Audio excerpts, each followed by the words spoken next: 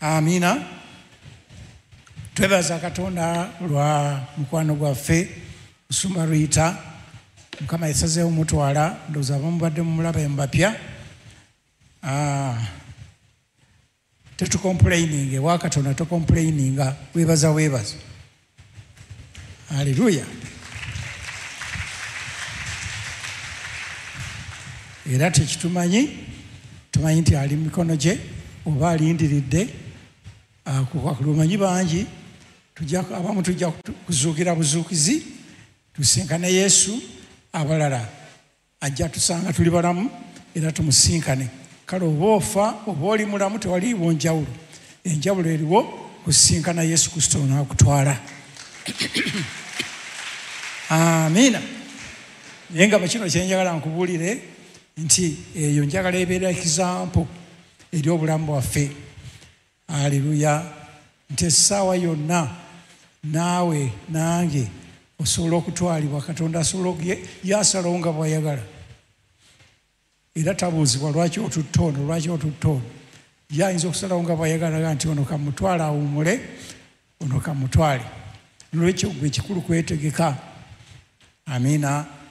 Ate ekirala kye mbasomesa bulijjo nti Katonda kyayagala kireme kubaawo. Akikulaga n'osaba ne kitabaawo, n'okirwanyisa ne kitabaawo. N'akulaga ng'ofudde n'olwanyisa omuzimu gw'ofa ne gutakola ki? Ne gutajja kutwala. Haleluya. Oba n'otofa. Naye kyatalaga omanye nti essaawa yonna era bw'omala ng'omwaka nga bakuloose nti tofudde weekengere. Essaawa yonna bakwetikka. Kubanga neewunya Musumba Rita ku Saturday lwennyini yali mukyaki ng'abuulira. N'atuuka ne mu kansolingi n'akansolinga. Neraba lwafa ku Sunday. Tokyawunya ekyo? Tewali kirooto kyonna kyali kizze, tewali kiki. Kati Katonda kiregeeza nti ye yeesalirawo kamutwale, kubanga bwe naalaga abeegayiriza nti agenda kufa bajja kwegayirira aleme kufa. Kyenva kugamba kasita obeera omwaka mulamba n'ogwokubiri tebakuloota ng'ofudde weekengere. Haleluya. Naye bwe bakulootanga nti ofudde sanyuka, zina amazino ge Mukama nkwebaza ondaze kyengenda okukuba okukijjawo. Toddanga mu kutya na kukankana. Haleluya. Kale nga bwe gambye abasigaddewo tweteeketeeke Mukama Katonda tomanyi wanaakutwalira. Kiragedde kyegamba nti yagala eggulu okusinga ebintu ebirala byonna. Kati singa obeera mu kululuukanira ebintu ebirala byonna, Katonda nagamba naakunona ekiro kya leero ng'okyali mu kuyaayaana mu biro nabiri. Byonna byayaayaane naye amaaso gateeke kwani? Ku Yesu agenda okukunona. Amiina. Nabagamba nti kiringa nga bw'olaba omusajja ng'akusasudde ewammwe n'agamba ajja kukunona. Osigala okola emirimu gyo naye ng'amaaso gali ku musajja agenda okukunona. Okitegeera ekigambo ekyo? Olw'okubanga oba omanyi nti omusajja agenda kukunona, otandika okwekolako. Yali takola nviiri, yali tamanyi ki? Lipstick, n'otandika okuteekako eyelash, beauty spot,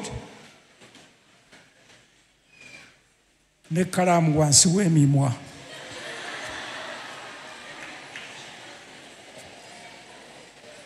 Gamba ono yayiga abakazi. Haleluya. Ebyo byonna obikola kinti akusange ng'onyirira. Okitegeera?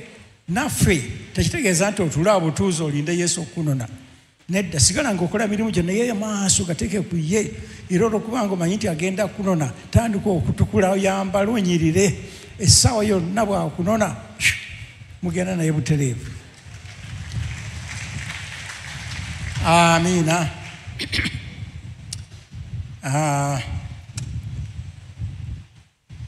Okay. Kakati Mukama Kitange Atagwa Yesu tuli mikono gye olunaku lwa leero Mukama nga tukwebaza kubanga oli wamu naffe ayi Katonda w'ekitiibwa Taata era ng'otuteekateeka buli kaseera okulaba nga tuyita mu biseera bino ebizibu eby'enkomerero ate n'okujjako ng'ojja tusinkana ogende wamu naffe. Mukama bw'otyo kitanga tagwe Mukama nga tukyali ku nsi kuno oyagala tuyiga olutalo tuyiga okulwana okuwangula okw'amaanyi bwe tugenda okuwangula onaasobozesa okuyitawo kujja gy'oli. Tuyigirize ayi Mukama Katonda ekigambo ky'olwaleero mu linnya erya Yesu Kristo. Amiina.